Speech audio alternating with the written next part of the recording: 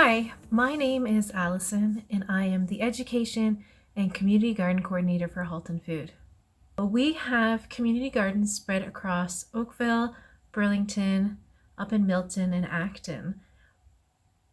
Yet they're in unique locations. So we work very closely with Halton Region and we go into subsidized housing, work with the residents there to really help them become food secure. So food secure, what does that mean? I want you to take a moment and brainstorm a couple of ideas. What does food secure mean to you?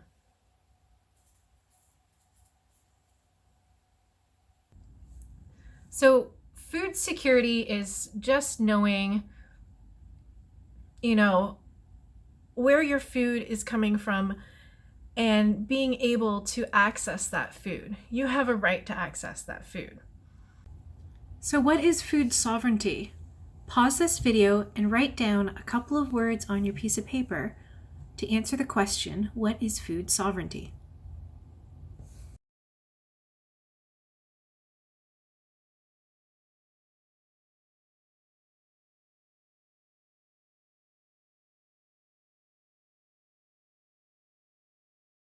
So what did you write down? What does food sovereignty mean to you?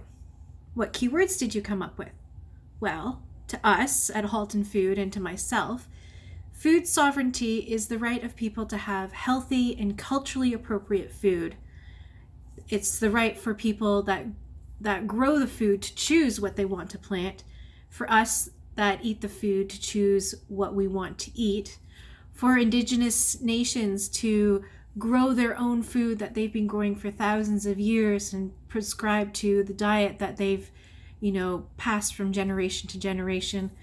It's the right of individuals to save seed and to be able to use that seed to grow crops the next year so we can be individually and community food secure.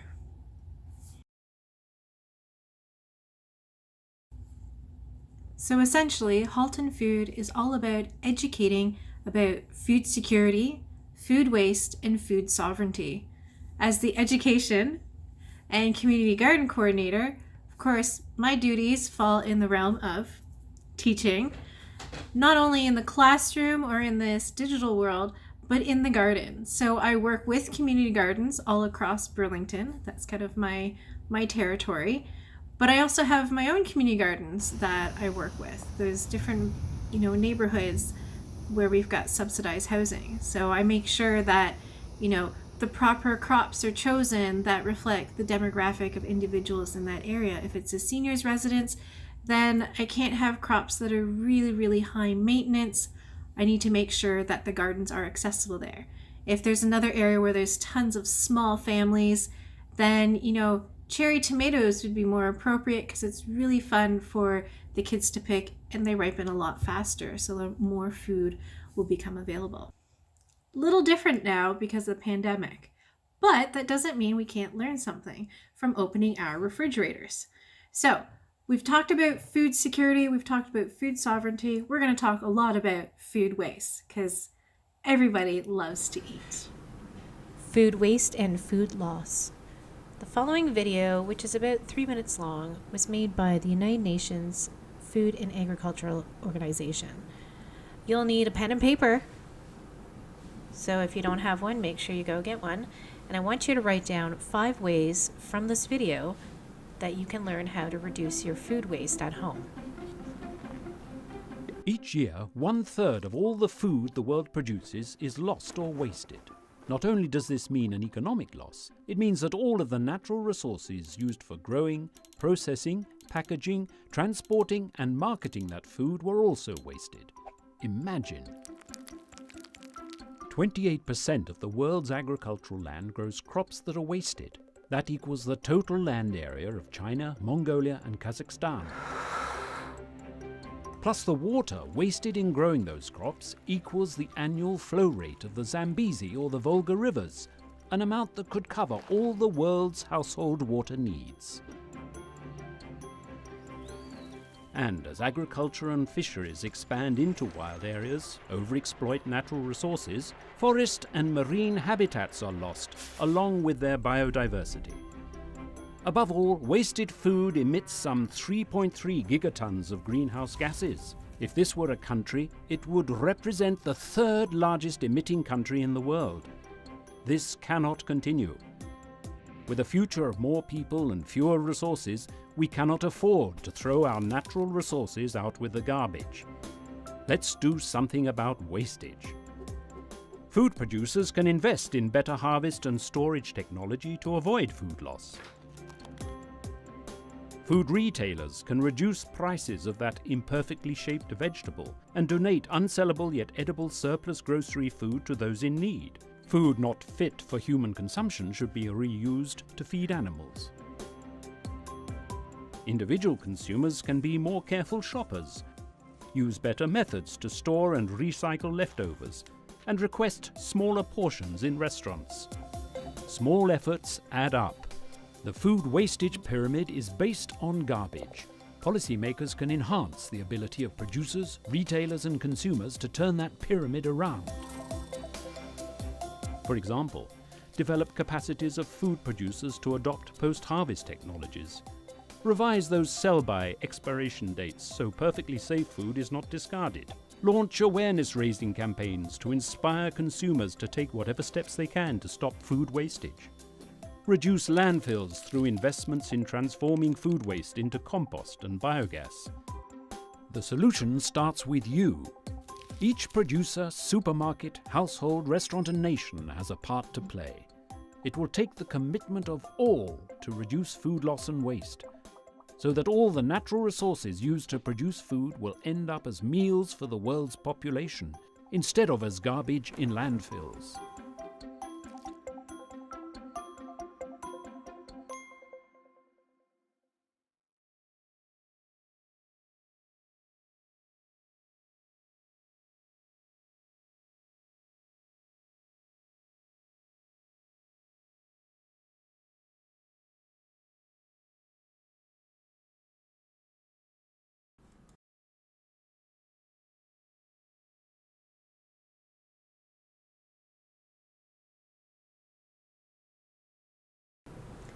So what did you learn from this video?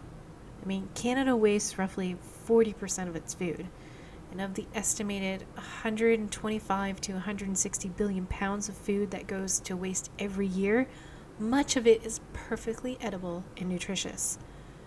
Food is lost or wasted for a variety of reasons: bad weather, processing problems, overproduction, and unstable markets. It causes food loss long before it arrives in a grocery store, while overbuying, poor planning, and confusion over labels and safety contributes to food waste at stores and in homes. So food waste also has a staggering price tag. I mean, it costs our country billions of dollars. Uneaten food also puts unneeded strain on the environment by wasting valuable resources like water and farmland. And at a time when 6.8% of Halton Region households are food insecure, that's huge. So reducing food waste by just 15% could provide enough sustenance to feed several thousand to 100,000 people in our area. In a recent study by Value Chain Management International, Halton Environmental Network, with the Ontario Trillium Foundation, entitled Make Every Bite Count, study to estimate the greenhouse gas footprint of household food waste in Oakville, September 2020, they found that 65 households reported a total of 282 kilograms of food waste over a 7-day period. But what does that mean? Well, that's roughly 2.5 times as heavy as a Tyrannosaurus Rex, or in other words, 2.5 times as heavy as an elephant. Or perhaps you need to think a little bit larger. It's about 1/5 as heavy as the space shuttle. And that's just 65 houses. Imagine if we looked at the complete population of Oakville or Halton Region. A couple million people. That is a lot of food waste. So let's talk about how we can reduce our food waste. Let's talk about organization. Type A personalities, you're going to love this. The first couple of tips are going to discuss how we can organize your life and your kitchen to prevent food waste and impulse shopping. So first of all, meal plan. What I like most about meal planning is the lack of brain power required throughout the week.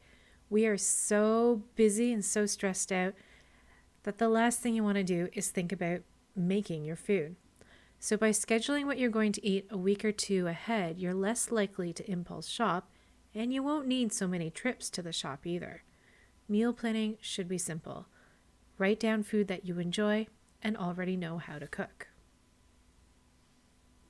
Inventory. It's too easy to forget what's in the cupboard and accidentally buy multiple food items. If you create an inventory of your fridge or freezer and update it regularly, you'll be less likely to buy what you don't need. It also helps you to know what needs using up so you don't forget something in the back of the freezer. Make a shopping list. It sounds obvious, but use a shopping list based on your meal plan and stick to it. I know we're always tempted by getting an extra bag of Oreos, but when you go food shopping, don't buy anything you don't need. It's hard, but say no to some of the special offers and you'll start feeling better for it in the long run. Besides, you'll save some money. But of course, the best way to reduce your food waste is to cook with it. So I'm going to take you through a really easy recipe for making crepes and how you can use different items in your refrigerator that would ordinarily be food waste in a delicious recipe. All right, so we're going to need a couple of ingredients. You will need 2 eggs, 2 tablespoons of sugar, 1.5 cups of milk, although I have chosen to use almond milk, 1 cup of flour. I'm going to be making savory crepes, so I will need 1 tablespoon of herbs, and I've chosen to use tarragon, 1 tablespoon of melted butter, and then also some extra butter for putting on the pan. So this next part is going to go pretty fast, but you can always pause the video and rewind or replay if you need to catch up. So make sure you whip your eggs, but don't over whip them. And then you're going to measure out all of your dry ingredients. So I always begin with my flour, add the sugar, tarragon. I did add a pinch of salt, but one of the more important parts is to always sift your ingredients together. That way you don't end up with any large chunks when you're pouring it out into the pan. You're going to make a well in the middle, add your whipped eggs to it. So now we're doing all of our wet ingredients, our almond milk, and our melted butter. This is where the fun begins. So you're going to use, and I find it's best to use a whisk to do this, but you want to incorporate all of your wet ingredients into the dry. If you were to try it the other way around, you'd find that you won't get a nice smooth batter. Before we actually start cooking, you're going to put some butter onto a pan. So I'm using a cast iron skillet. It's my favorite. But you just need about 1/2 cup to 3/4 of a cup of your batter. And one of the tricks in this is if it looks like the surface of the moon, it's done too soon. If it looks like Mars, you've gone too far. So you want to have a nice even color to it. So while your crepes are cooking, we're actually going to use some items from our refrigerator. So I happen to have some really sad tomatoes at the very back of the fridge. Definitely forgot about them. This black part I'll just chop off, put that in the compost. I also have worms, so I can feed them these little dehydrated pieces here.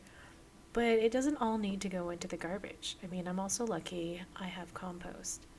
So I'll chop up some onions, fry them together, and then I'm actually going to top it with a green onion that I had also found at the back of my refrigerator. So here we go, doing lots of chopping, trying desperately not to cry. Into a medium pan over medium heat, I have a little bit of olive oil, and I'm just going to fry up all those ingredients. Now, as my crepes cool off between pieces of parchment paper, I let the cooked ingredients also cool off, and then I'm just going to roll them up into this nice little packet. I find with one batch I can get about 6 to 8 crepes. Of course, these are fantastic. You can use many different ingredients. It doesn't have to be, mushrooms and onions. You can do things such as, strawberries and raspberries and blueberries with a couple of mint leaves and then powdered sugar. Cream cheese is pretty popular, but, really the world is unlimited when it comes to crepes and what recipes that you'd like to put together. If you do a quick Google search, you're going to come up with hundreds and hundreds of different recipes. So a couple of really popular recipes I can recommend. Well, Nutella and diced strawberries if you wanted to do sweet ones. Just make sure when you are making your crepe batter that you don't actually add any herbs to it if you want a sweet crepe. And you can actually add a little bit of vanilla. I'm not personally a huge fan of bananas, but I absolutely love them inside of a crepe. You can do, lemon curd, yogurt, maple syrup is of course very, very popular. Any leftover ham, or if you have bacon, you can put some eggs in it as well.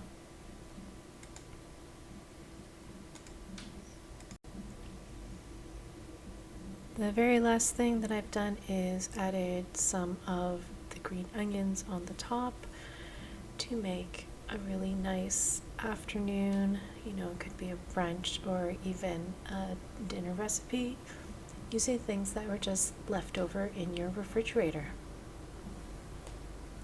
So, what about the rest of the stuff? Well, we had a couple of leftovers, little pieces of onion, the peel, the skin. There were a couple of tomatoes that had rotted. So we want to make sure that we actually compost the rest. If you have a backyard compost, this is perfect. You're really going to reduce the amount of travel time. But if you've got worms, they are going to love it. You can actually see that there's eggshells, so you don't need to toss out your eggshells. You can actually give those to your worms, and they love the grit. It's actually going to help them do a lot of their own digesting. Another thing that you can do with your eggshells is save it for your garden. Eggshells are a natural source of calcium, so you can grind them up, use an old blender for that, or just crush them with your hands. So if you have any questions, want to learn more about food waste and Halton Food, please visit our website at www.haltonfood.ca. Of course, follow us on Instagram at halton.food, and if you're on Twitter and Facebook, you can find us at Halton Food. Of course, if you're really interested in learning more about food waste, food security, and food sovereignty, or learning how to grow your own food, we would love to hear from you. We're always looking for volunteers, both in the garden and to help with our online learning. So drop us a line at grow@haltonfood.ca.